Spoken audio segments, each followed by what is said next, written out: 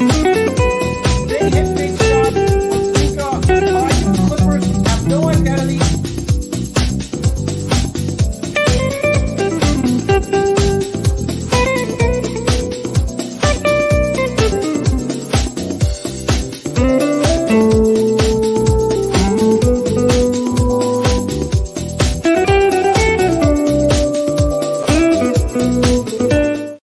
What do you say? What do you know? It's the full Monty Sports Show. It is Monday, September 20th, 2021. I am your host, Monty Perez, a.k.a. The Sports Whisperer. You can follow me on all sorts of social media. I don't know how many forms of communication I need in my life, but it's getting exhausting. You can follow me on Twitter, MontyJP231, on Facebook, Monty Perez, on Instagram, Monty Perez2, and on TikTok, Monty Perez 231. And if you can't get to me there, then just send me smoke signals, because it's obviously getting out of control with all the social media platforms I am on. It's just ridiculous. And if you can tell by the opening, you might as well just put me on some French fries, because I am so salty. It is unbelievable. I woke up to this disaster this morning. Going into Sunday night's game, I was down 10 points. He had Team Nightmare, had no one going. Monty's Dogs had Clyde Edwards-Helaire and Sammy Watkins, and I didn't even get 10 points between the two of them. This sucked. And it was a terrible day for the NFL, as far as I'm concerned. Let's bring on our two co-hosts. I know A-Marie's salty. Brad's got to be happy with this win. How you guys doing tonight? I'm exhausted. I'm over it. I'm over it. Over week 2. But I love you guys that much. Right. I was excited to come on today. Brad, you gotta be a little happy, right? Yeah, it's okay. They didn't play very well, but they won. So listen, they won. And I got news for you. I look at that division. I think we're gonna get to all the games, obviously. The good news is for Vikings fans is, look, no team is 2-0, right? The Packers are in disarray. Detroit's rebuilding. The Bears won yesterday. So let's be honest. Even though you're 0-2, and I'm going to say this about the Colts in a little bit, they're in the worst division of football. I said this stat yesterday on my show. 84% of teams that start 0-2 don't make the playoffs. But with the extra game, extra playoffs, It's not a death sentence right now. Right. Yeah, we don't really know what that means yet, right? We know what 0-2 means with 16 games, but we don't know what 0-2 means with 17 games yet. Yeah. I'm sure we'll figure that out eventually. More teams in the playoffs. Okay, Brad, let's start with you. Talk about the game. What's the status on Jarvis Landry? They're going to call him week to week. Sprained MCL. Not as serious as originally thought. The sprained MCL is usually like a 2 or 3 week deal, which isn't that bad. Nothing torn. He should be back in a couple weeks here. I think what happens is that probably leads to maybe giving Odell the mental edge that he needs to get back on the field. So we'll see that. We've heard some reports, some rumors from a couple people I talked to that it may be this week that we see Odell return to the field against the Bears on Sunday. I was watching your show, Brad, and one of your guests brought up a great point about Houston. He said everyone thinks Houston's going to be terrible, but they got a lot of mid-exemption players. They have a lot of veterans. They have guys like Cook, like Ingram, who, let's be honest, not elite anymore, but solid pros. So they're not as bad as I thought. No, they're not. And Tyrod played like a heck of a first half. He played really well. The Browns' defense is in a phase right now where they're just kind of trying to figure each other out. They never really got a chance in camp to be on the field together. Not trying to make excuses for them because they have not looked good. I get the whole keep everything in front of you against Kansas City, but when you're doing that against the Texans, it's not the same, right? So too many open receivers, too many of that stuff. Browns came out flat. They were flat, but Stefanski, and then really what changed the game is when Baker took that shot. And what it kind of forced Stefanski to do and everybody to do is lean into what they are, and that's a running football team with, they did a lot of 13 personnel, 3 tight ends on the field. You don't have Jarvis, you don't have OBJ. Your next 2 wide receivers, one of them stopped short and caused an interception, Schwartz, and Donovan Peoples-Jones fumbled. So they went to the run game, and that's what they're best at, and that's what won them the game. So, it's amazing because you always judge coaches how they do after a bye, how they do after a long rest, or someone like Sean McVay, who's 5-0 now in opening games because he has the entire offseason to prepare. Kevin Stefanski is now 6-0 after losses. And I know Jarvis Landry is not a 100 catch guy anymore because they spread it around and they're a running team. But Brad, it's almost like the entire air went out of the stadium and the players when he got hurt. How important is he just for the morale of that team? Yeah, I mean, he's the heart and soul. I mean, he changed everything when he came to town. And, he's the best, for me, he's the best blocking wide receiver in the NFL. They run him on pulls and everything and all kinds of stuff. He's a huge part of the run game. He's a huge part of everything they do. Morale-wise, he's their leader. So to see him go out, obviously, is going to, suck the air out of the room initially. But, I think they did a good job. In the second half, Stefanski even said it in the press conference. He didn't want to get Baker hit. So He wasn't going to drop back 5 steps anymore. He popped his shoulder out of his non-throwing arm. I was really confused. Yeah, so it was his non-throwing arm. He popped it out. They popped it back in. He ran back out on the field and wanted to play, but he didn't want to get him hit anymore. So you see Chubb go for, whatever it was. I had it written down somewhere. Actually, Kareem Hunt had 13 touches, had more, but Chubb had 95 yards, a touchdown. Yeah. Kareem touched it 13 times, and the offensive line dominated in the second half, and that's really just all they needed. I mean, the fact that Tyrod went out of the game, consider the Browns lucky. It would have been a much closer game if he came out in the second it's so half. Unfortunate for him. He was going to start last year. Then he had that freakish punctured lung. Justin Herbert comes in, takes over, played well in week 1, playing well against the Brown. Someone tweeted, it's so unfortunate. It's like, did he do something wrong in his other life? Because he has the worst luck of any quarterback. It's awful. Yeah, you feel terrible for him because he really was playing good football. That game was absolute. Okay. So, and then Baker, actually, just a couple stats for you here. Baker, 19 of 21, 213, 1 rush TD, 1 pass TD, 1 interception. He leads the league in completion percentage after 2 games at 81.6%. Yeah, I was just about to say, one thing about Baker Mayfield, and again, this all comes with coaching, and I'll get into this later with Justin Herbert, which, by the way, the Chargers are the worst coach team I've ever seen.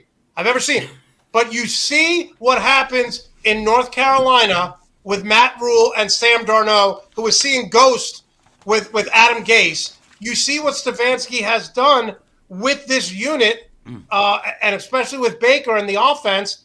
Baker's a new person. I mean, he is a new person. The talent, he's not as reckless. He's not as wild.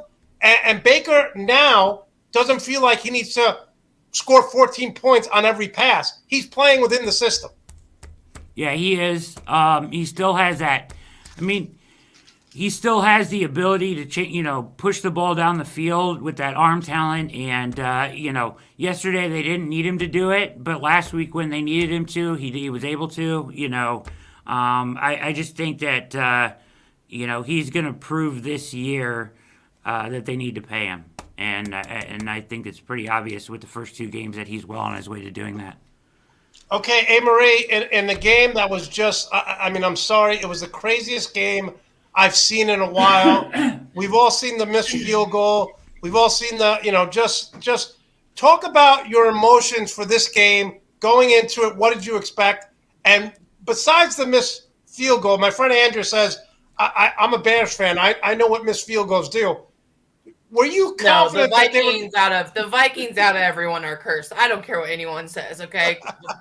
I don't care if they miss against the freaking Eagles a couple years ago. 35 years of my life, this will now be the 5th biggest missed field goal for me.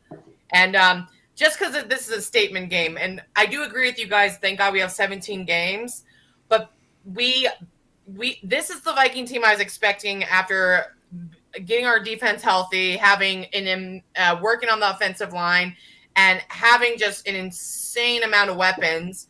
And I have been fine with Kirk. So we played so clean and so well. We did everything right. It's just one thing went wrong, and we gave up, I think, too many big couple. That Kyler Murray's crazy with his little dancing around, throwing Hail Marys. But everyone keeps praising Kyler Murray, which I don't want to take away from that kid. That kid balls out. But let's give a little credit to Kirk Cousins, too, that he's balled out 2 weeks in a row. And he got the job done. He got us to where we needed to go to get a field goal. So I don't know. Kirk Cousins' numbers are great, too. People are still blaming Kirk. I'm like, what more do you want from the guy? He did his job yesterday. Dalvin Cook was cooking. Not just yesterday. Kirk Cousins played well the last 2 games. He's played very well. He's balled out both games. Yeah. Combination of 595 yards when we couldn't get a lot going in between all the penalties and our offensive line being atrocious last week. Our offensive line improved this week. We played clean. We didn't have a penalty till the third quarter. Our defense balled out because I was nervous about our offensive line going against Chandler Jones and J.J. Watt. But I thought we did an amazing job. There was life in us, and that's why it hurt so bad, because we played like the Viking team we should play like, and then it's like comes down, and Greg Joseph hit a 50-plus yarder both weeks, and then it gets to 37, and even Paul Allen thought it went in. Oh my gosh. That is the most. Did you hear that? That is the most brutal thing I've ever heard. It? Could you imagine? Because I was watching it on. I wasn't listening. Amory, explain to the fans what you're talking about. Who may not know. I was turning into a wee segment. So Minnesota Viking fans, Paul Allen is the voice of the Minnesota Vikings. So if you're hearing it from a Minnesota broadcast, right, radio, TV, he does everything. He said the kick went in. And then, after 5 seconds, he's like, wait, it went wide right. You missed it. So could you imagine, as a Viking fan, you got so excited when you hear Paul Allen say it went in and then back. I mean, he's hated today, probably. Not only did he say it went in, he was like, it's good. Yeah, it was I'm like, oh, my God. I mean, I was. And he's like, wait, no, he missed it. It was there. I heard it. I was like, that is so. I feel so bad for everybody that was in a car, oh my God! And as Viking fans, we have PTSD already, right? So I never watch it anymore. My boyfriend was in the living room. I was like, just let me know, and he just gave me the eyes. I was like, wait a minute. You walked out of the room? I never watch him. I can't take it anymore. I can't watch kicks anymore. I cannot watch even. It's whatever. But another thing I'd like to point out is we picked up D.D. Westbrook and we have KJ Osborne playing for wide receiver 3. And KJ Osborne was actually my star of the game yesterday, besides Dalvin Cook being normal Dalvin, you know. He went into the injury tent, though, didn't he, during the game? Yeah, but he came back in and played, and he's the reason why we should have won that game, too. Crazy. 6 yards per carry, I mean, on average. That was great balling out.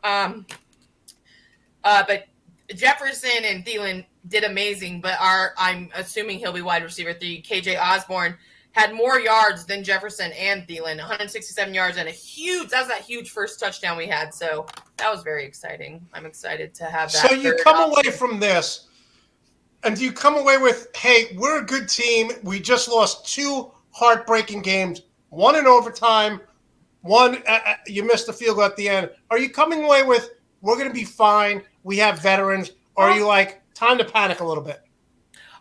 It is time to panic because we have a very tough schedule. And this, I know it's only week 2. And again, I agree with you guys. Thank God we have 17 games. But then we head home against the Seahawks, and they're going to bounce. They had a tough game yesterday, and then we have the Browns. So I mean, that's two tough games. But I don't want to go 0-4. That's hard to bounce back from 0-4, even if I'm in the worst division right now in the NFC. All right, listen, fair enough. All great takes on both the games.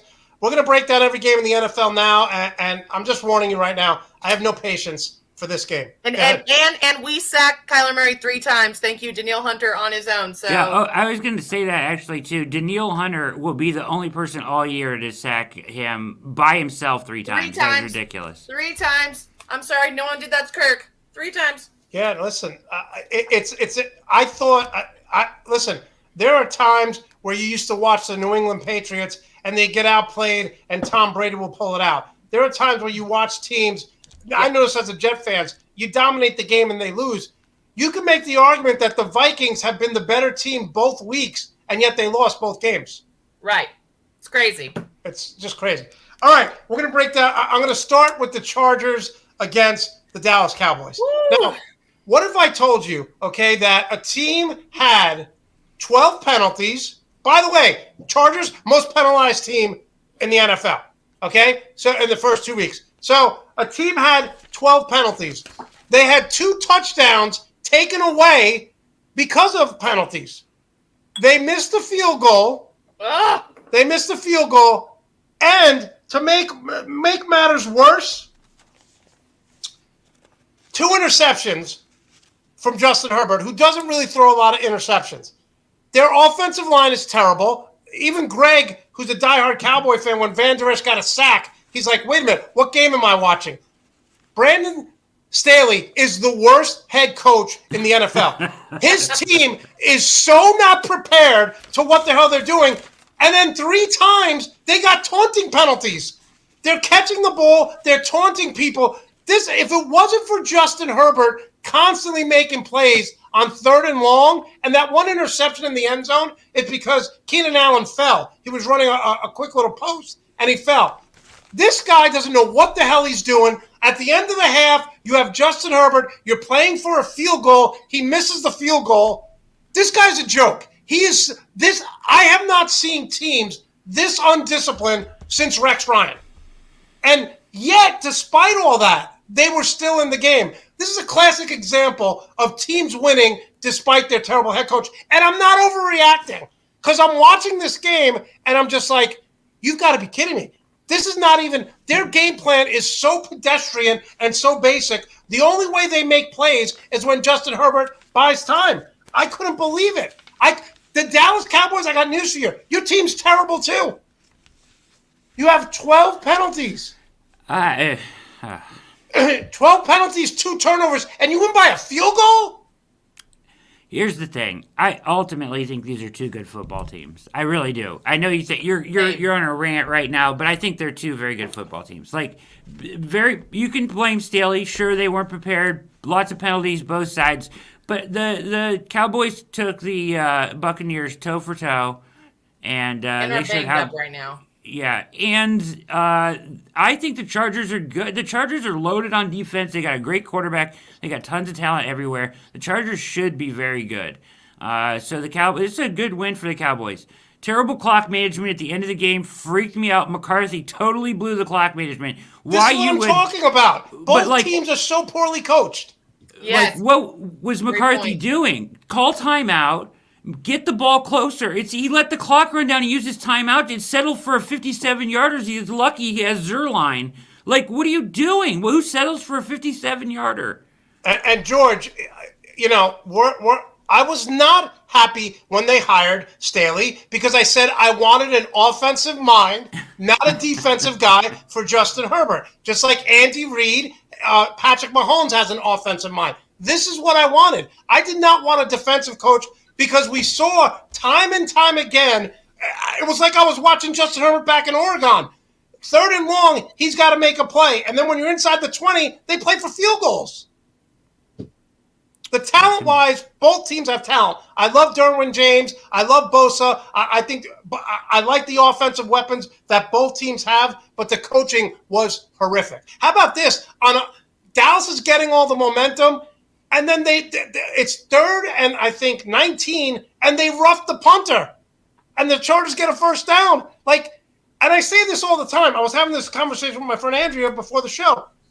You don't see the Patriots get 12 penalties in a game. You don't see the Ravens get 12 penalties in a game. Well-coached team, the Chiefs, they do not do that. And the Chargers, the Browns do it all the time. What's that? I used to see the Browns do it all the time. Do they do it now? No, not until after Stefanski got here, but because it's coaching. I used to see it all the time. Yeah. Did you hear what Amory said? She always says you're welcome every time we bring him up. I love Stefanski. How can you not love the guy? He's great. Okay, let's talk about this. Amory, look, Tampa Bay 2-0, 48. Yeah. I hate to say this, but they're going to be in the top 5 power rankings all year long. Tampa Bay. I mean, it's Tom Brady's just Tom Brady, damn it. I mean, you can hate the guy. I'm not saying I do or don't. Yeah, I mean, 5 touchdowns. I mean, I know it's not a poor Atlanta Falcons team right now, but still, I mean, that's just incredible. And it wasn't all touchdowns by Tom Brady in the offense. It was huge defensive game. Their defense had almost half the points. So all around, they're just so good. It's like there's no Super Bowl hangover. It's almost like they're annoyed that people think that they are the man. Tom Brady's the master of getting people motivated when there's no reason to be motivated. You're the best team in the league last year. You won the Super Bowl. Gronk said after the game, "No, everyone thinks we're old." Like they use anything. I think also teams like I'm just going to use the Chiefs and Buccaneers for now because I think there's other teams that could be possibly like this, maybe even the Cardinals. It's almost like a shootout, and you have to play perfect. Like you can't. There's like few less. You can't have any error against the Chiefs or Bucs. You know what I mean?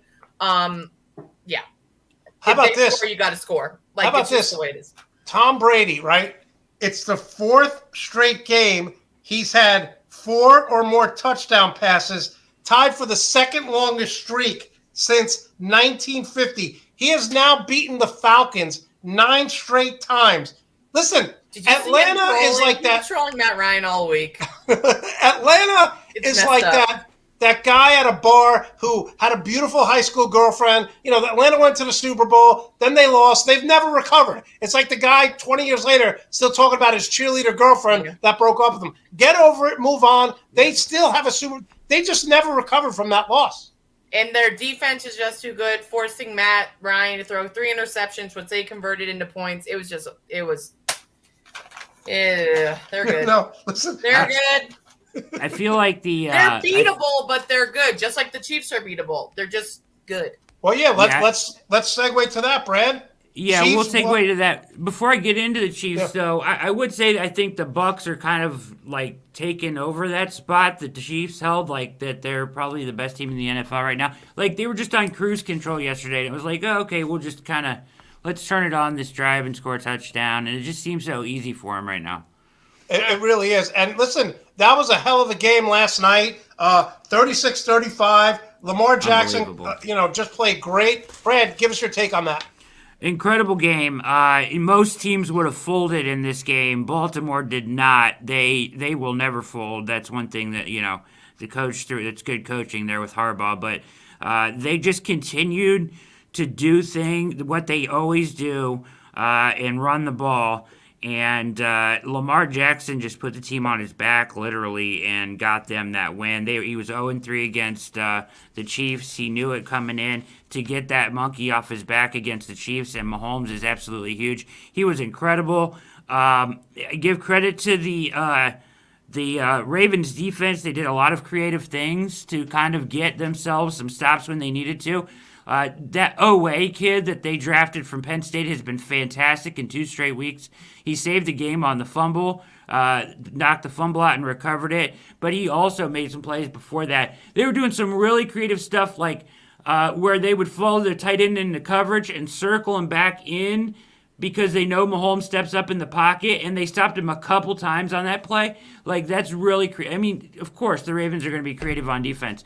Although their pass defense has been god-awful. First time in 26 years, the Ravens have allowed more than 30 points in the first 2 games. First time in their 26-year history, pardon me. Great stat. In the history Great stat. of the Ravens. First 30-plus points in their first 2 games of the season. Clyde Edwards-Helaire, is a non-factor in this offense right now. I don't know what happened. Like, they drafted him with the intent of using him out of the backfield. I thought more in the pass game, but they're not even doing that. Where's the screen game? Where's all of that? It's all downfield. And they had plenty of weapons last night. They used Demarcus Robinson. They used Hardman. They all showed up. But Clyde Edwards-Helaire, for me too, killed me in my fantasy team, was terrible. And then he fumbles the ball when they needed him just to hang on to the ball. The game's over. The game was over. They coughed up that game, and Lamar wasn't going to give it back at that point. Awesome moment at the end of the game with Harbaugh coming out on the field to ask him to go for it. Lamar, you want to go for it? Thought so, he said, and they went for it and got it. Lamar was unstoppable with the ball.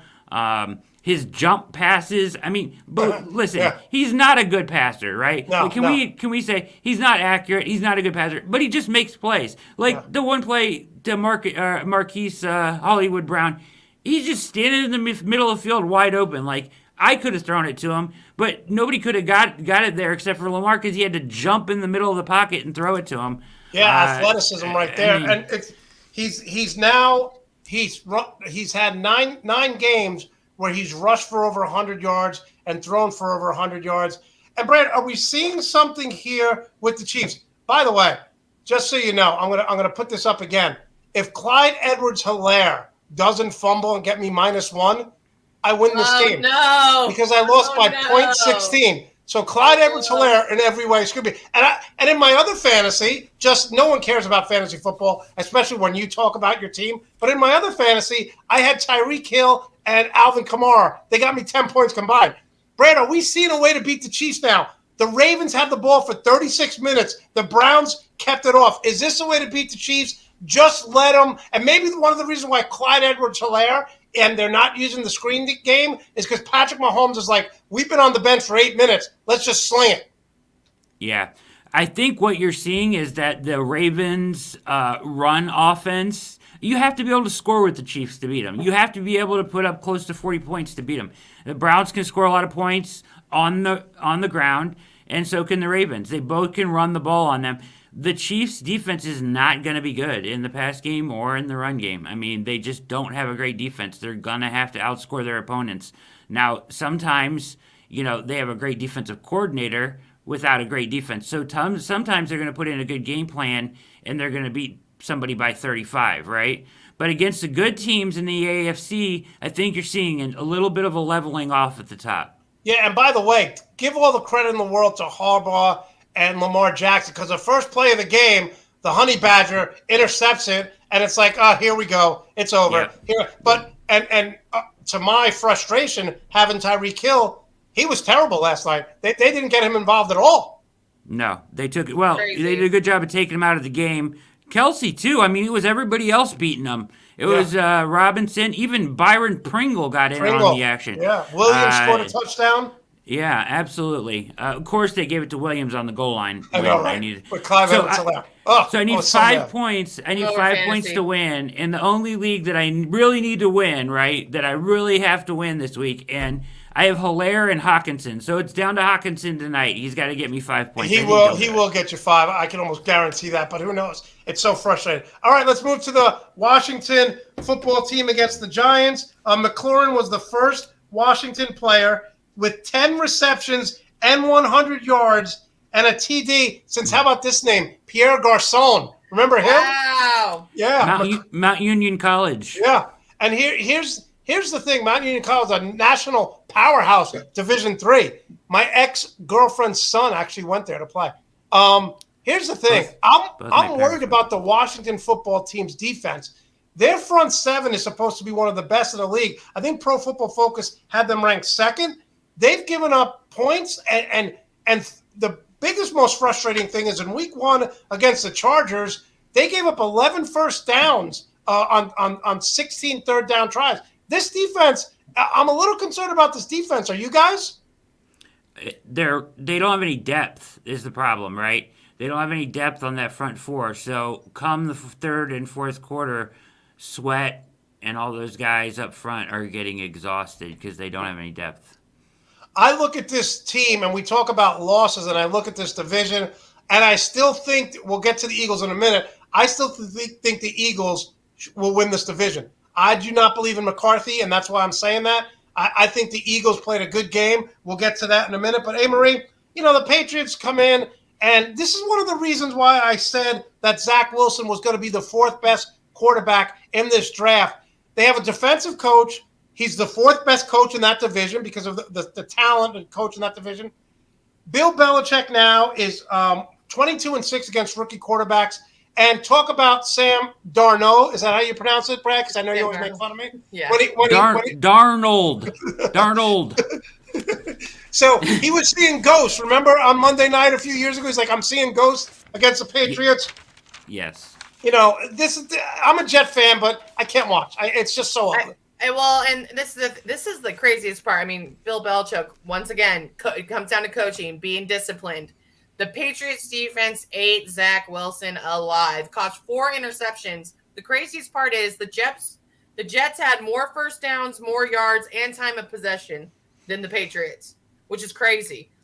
So offensively, they couldn't get it done. But the Jets defense did look good. I mean, they're like you said, it's a defensive mind coach. But Zach Wilson, the interceptions, the Patriots converted into points.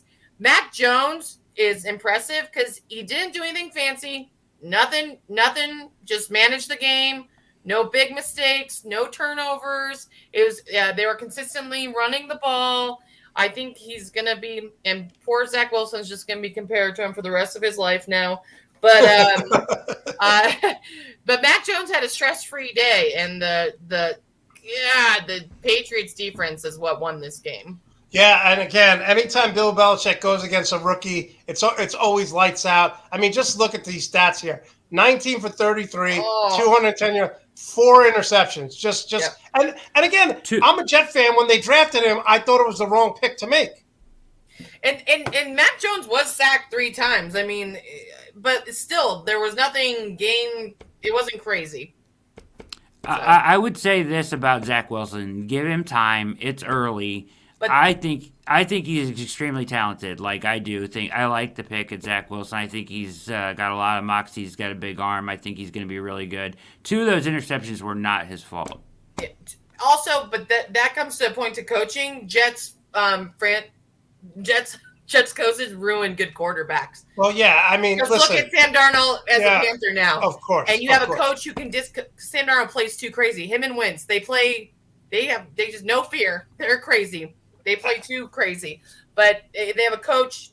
Sam Darnold has a coach now that can make him excel. And again, I like the hire with the Jets. I like the hire with the Jets coach. But I don't care who you hire, because you look at that division, you have the Bills, the Dolphins, and the Patriots, all elite coaches. So I agree with you, Brad. I think it's going to take time, but they need weapons. The best thing for the Jets is win 3 or 4 games, get stock up on draft picks, and move on. All right, Brad, listen, the Broncos are 2-0. The Jaguars are 0-2. Give us your take on it. Double glove Teddy Bridgewater still getting it done. Teddy 2 gloves. Yeah. Teddy 2 gloves. All right, listen to this. So Teddy 2 gloves has always been, my knock on him is he has always been conservative, right? Like he's such a conservative quarterback. He's always very safe. He takes the checkdowns. He does this. They have taken the governor off of Teddy 2 gloves. He has become super aggressive. 13 passes of 20 or more yards yesterday. Tops in the NFL. Denver 2-0. Beats the Jaguars. Trevor Lawrence, it's going to be an uphill battle. That's 17 straight losses for the Jaguars. Although at times it was a competitive game, in the end, it really wasn't. I mean, there are things that the Jaguars do that you're like, man, they've got talent on the field, right? They've got some talented players here and there. It's going to take them a couple years, too, to get to where they need to be. And I don't, once again, still doubt that Urban is the guy for that job. But I am impressed with what Denver has done so far. They have a very good defense, and they have a quarterback now who's kind of finding his stride. You know, it's amazing because, like you said, he's Mr. Conservative. And speaking about the Jags, 17 straight, like you mentioned, the longest streak since the Detroit Lions did it from 2007 to 2009. And we're hearing, I was listening to a radio show in Jacksonville. We're already hearing rumblings that the players and the management don't like how Urban Meyer is blaming everyone else and he's berating it. And I always say this, the biggest thing between coaching high school and college, and then coaching college and the pros, is how you treat your players. You can berate a college player because they want to get to the pros. they're playing for something. But when you have a guy who's a solid veteran who's been in the league 5, 6, 7 years, and you're talking to him like he's a kid, his people skills suck. It's week 2, and they're already tuning him out. His people skills for the NFL suck. Now, here's the funny thing, though. He can't go back to college either because of name, image, and likeness. So that's over, too. Because you can't talk to kids the same way when they're getting paid now, too. Right. Yeah, So that's a good point. it changes That's a good everything. point. All right, we're going to talk about the Bills and Miami. 35-0. This was the largest shutout win since week 3 in 1992. Tua got carted off with a rib injury. Buffalo came in and dominated. Here's the thing.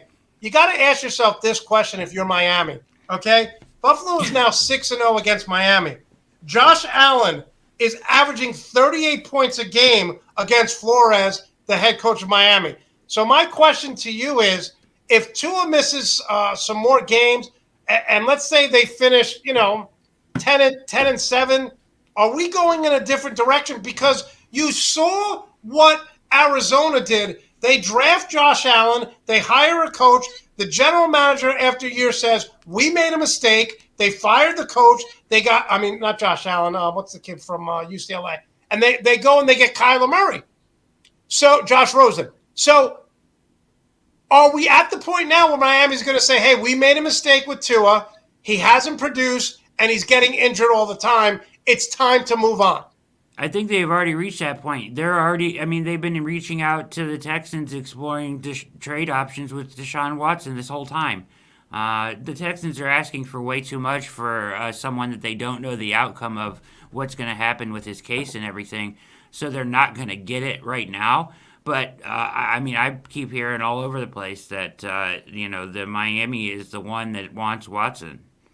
Yeah, I think it's time. If Arizona can do it after 1 year, and look how good that move turned out to be. They fired their coach. They traded their first-round pick, and they got Kyler Murray. And I'm not sold on Kingsbury yet, but let's see what happens. All right, Marie, you got the 49ers over the Eagles. Kind of a boring game. Very boring, snoozer. But I cannot stand the Eagles for many reasons.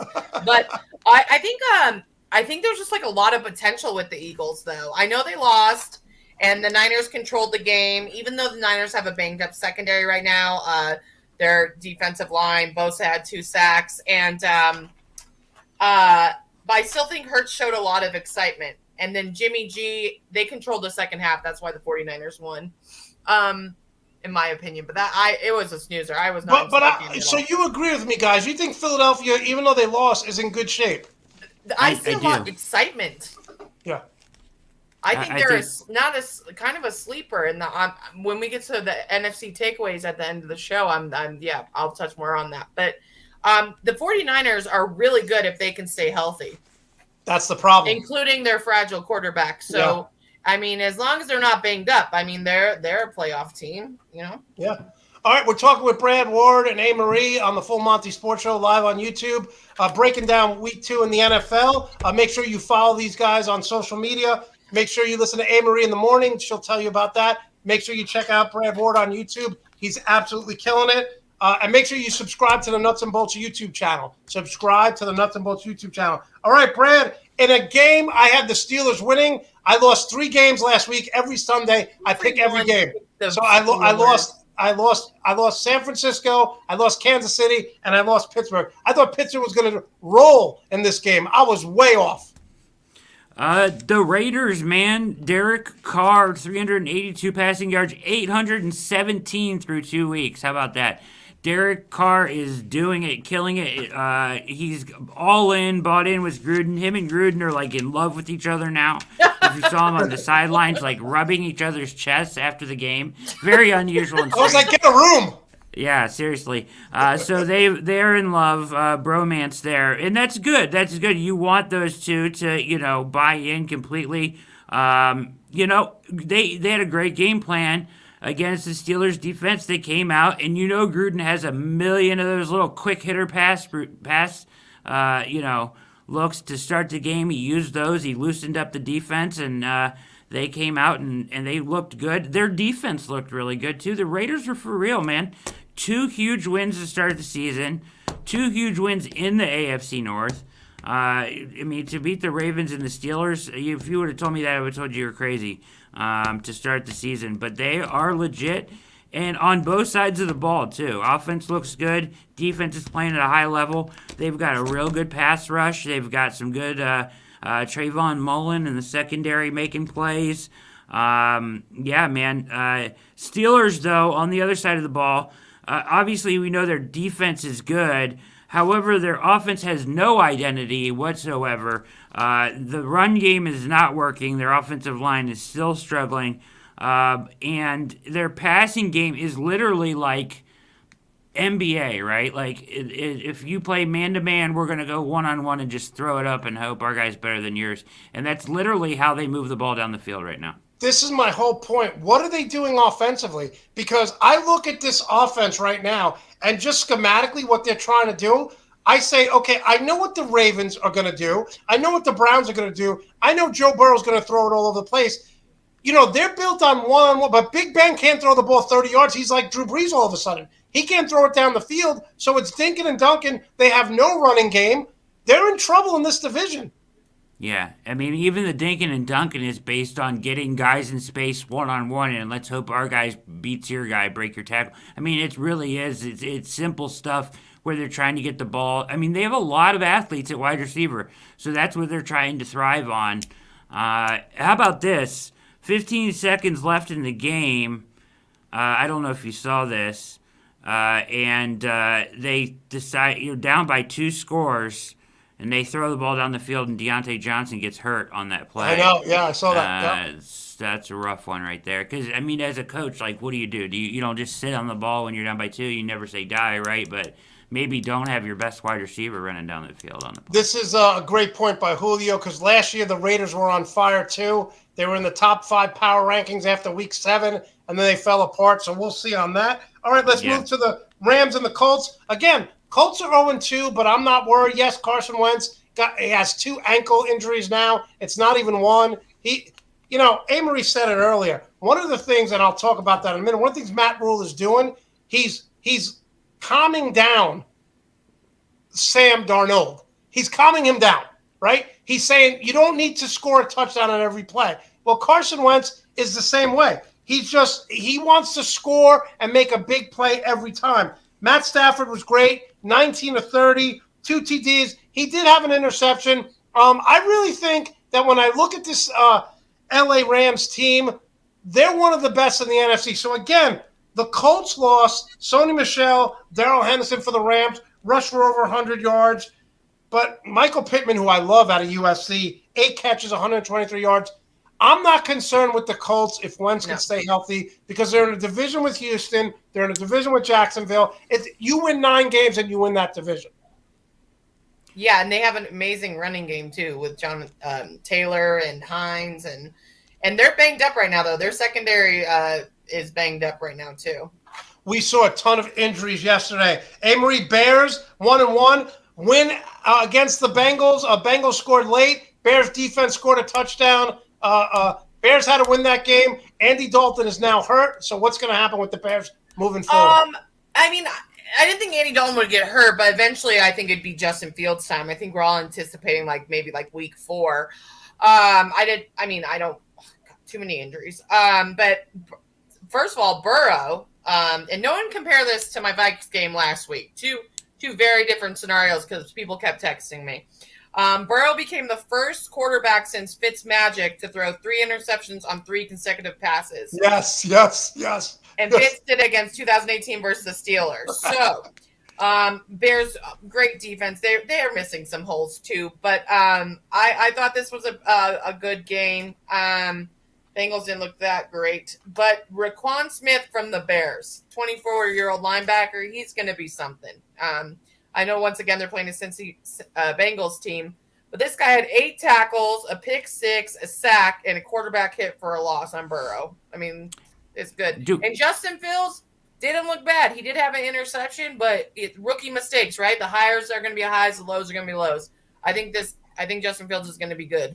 Amory, do you really buy in? You really think this Bears defense is that good? Because I don't think I think the Bears defense is broken. I actually don't believe in Matt Nagy, to be honest with you, in general. I feel like the Bears could be a lot better than what they are. Once again, it comes down to coaching.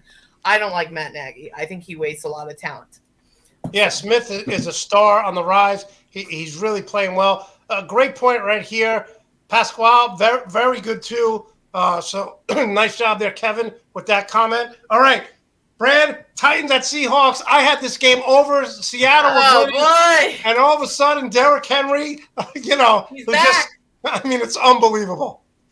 It is unbelievable. The Titans saved their season, basically. Well, once again, we really don't know what 0-2 means in the 17-game season, but usually you start 0-2, not great, right? They looked terrible last week. We'll start with this. Tannehill does make the correction and connection quickly with Julio Jones. He was looking for him on every big play. 8 targets, 128 yards. So they made that correction. The Titans, 13 carries for 35 yards to King Henry in the first half, 22 for 147 in the second half in overtime. They come back from a 24-9 deficit at halftime to beat the Seattle Seahawks. Both teams are flawed right now. Way too many points on both sides of the ball. The Titans are supposed to, kind of hang their hat on their defense a little bit, and it's not happening so far this year. They have, the opposite problem of, what the Browns do, right? Like, the Browns play too much cushion, too much zone, keep everything in front of them. It's too easy. In front. The Titans are the opposite. They want to man you up, jam you, take away everything, but when you lose, then you give up monstrous plays. So it's like they're the opposite problem. Both teams have to find a medium where you're not even giving up huge plays or nothing at all, or just giving everything up in front of you. So it's like the opposite problem for both teams. That's the way Vrabel coaches defense. In your face, we're going to take everything away from you. But they're giving up chunk plays left and right to the Seahawks. Henry, just took over and won this game in the second half. But how many huge times, comeback for them. How many times? 2 questions here. First, and by the way, there's a poll question in the chat room. Is Tua done in Miami? So make sure you guys answer that. But I have 2 questions for you. Emery, we'll start with you. Yeah. Is Carr a top 10 quarterback? Yes. Brad? No. Okay. Can I tell you why, though? Yes. Who has he had, on other teams, really good receivers or anything? I feel like he's always been a good quarterback. I have him right outside of the top 10. I have him 11 or 12. Right now, and the second question. I don't know how he does it. Okay, he's undersized. Is Tyler Lockett a top 10 wide receiver? Because all this guy does is put up numbers. All he does is put up numbers. Now, and then when you pick him up in fantasy, then he disappears for 3 games. Yeah. God, he will do nothing against the Vikings next week. Watch, and I'm not just saying that because it's the Vikings. Well, it's funny because one of my co-hosts on the Sunday show, Rico, we do daily fantasy football, and I've beaten him 2 years in a row, and not to brag, and I beat him this week. But I picked DK Metcalf because when Tyler Lockett has a great game, the following game it's DK Metcalf. But Lockett has been for the last 7 games, I think he has more yards than except 2 wide receivers. Tyler, is he a top 10 wide receiver, Brad? I think he is right now for sure. He's hitting his prime. And here's the thing with him, right? He is such a precise route runner. He's so good with his feet. He does everything right. And then he'll beat you for the deep ball. Nobody can jam him or play close coverage. You're going to get beat deep. And Russell Wilson's going to hit him. So he just takes advantage of that off coverage, and he'll just sit right down and take the 7-8 yards. As soon as you step up to play him close, he beats you deep. He's tough, really, really tough guard. Top 10 right now for sure. It's funny because I always say, just jam him up, use your muscle. He's lightweight. They can't bump him. They never take him out of the game. It's so frustrating. He's so frail and undersized. But, and like you said, when you have someone undersized, they're usually going over the middle. They're using their speed, formerly a Wes Welker or someone like that. They're a possession receiver. He's both. Yep, absolutely. All right, let's talk about the Panthers, 2-0. 26-7 over the Saints. I'm not going to say I told you so, world, but I told you so. I had the Panthers and the Eagles as my two surprise teams this year. Let me just tell you, what Matt Rule has done with this team over the past 2 years has been amazing. He drafted 8 defensive players last year in the draft. He's the first coach to ever do that. Okay, and I said Jameis Winston, I said, let's all slow down. Jameis Winston is who he is. Jameis Winston is no different than Ryan Fitzpatrick, except he's a better athlete. When he's on, he's unstoppable. Yesterday, 11 for 22, 2 interceptions. My boy Sam from the Jets, okay, playing very well, 26 of 38, 305 yards. This team limited Kamara. They limited him. This team is considered, Matt Rule's considered an offensive coach. What he's done with this defense has been amazing. I'm calling it right now. He's the coach of the year in the NFL. That's a bold statement. I'm a bold man. Yeah, you are a bold man. I will agree with that. Definitely. Hey, man, I'm with you, man. I love Matt Rule. I think he gets it. You take two guys from college like him and Urban, and they're like the polar opposites, right? Like of how to handle people. And the thing about Carolina that jumps out to me, besides Darnold is play so far, is that their defense is legit, man. It's legit. Their front with Brian Burns and all those guys. I think all of them are like top first-round picks, except for one is like an early second-round pick. They're loaded up front with talent, and they're really good. Their defense is playing really well. And I got to be honest with you, so many times it's a hit or miss in the draft. It seems like what Carolina has done with getting the Jets quarterback, with getting the Jets wide receiver, Robbie Anderson, and their tight end came up big. I mean, they look so well coached, and they were well coached last year, but they didn't have the talent. Now, on both sides of the ball, they're going to be a playoff team if they stay healthy, and they're very well coached. I like them. All right, Amory, give us your 3 takeaways from the NFC. Well, I was going to say that the Panthers are definitely a sleeper team for me too. They're going to surprise us. Quoting on earlier, the Philadelphia Eagles, I think are going to be really good by the end of the year. And Tom Brady is never retiring, and we're all just going to hate it forever. So, he's so good. The Bucs are so good. It's so funny because someone said this, and we're going to talk about the Packers in a minute. But someone said, when you interview Tom Brady, he's always like, I'm not retiring. I got more to prove.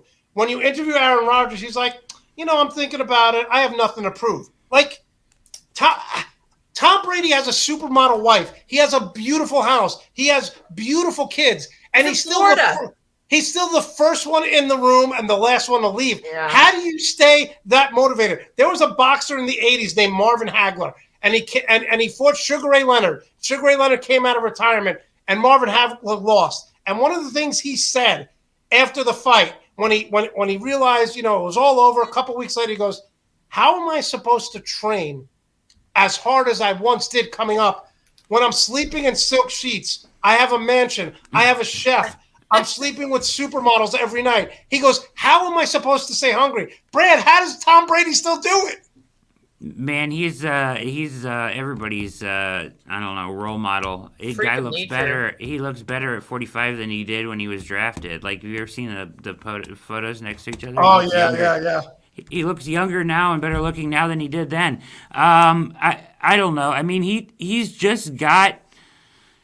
He's got it, right? Like, he's got it, and if he's not deteriorating and he's found a way to maintain his body, TB12, and he's got a guy next to him all the time watching everything he puts in his body. He's just found a way to strength train without bulking up, just maintaining his strength. And by doing so, I mean, he's better now than he was 5 years ago. It's ridiculous. It's ridiculous. He's found a niche, a way that to keep himself in peak physical condition, and he can still throw the ball, and he's smarter than everybody because of his experience. And so Rob put it all Gronkowski, together, it makes touchdowns, sense. 2 touchdowns again. Like, they just never stop. All right, Brad, give us your 3 takeaways from the AFC.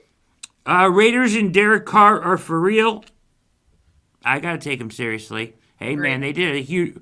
As a Browns fan, they beat the Ravens and the freaking Steelers. That's good for you.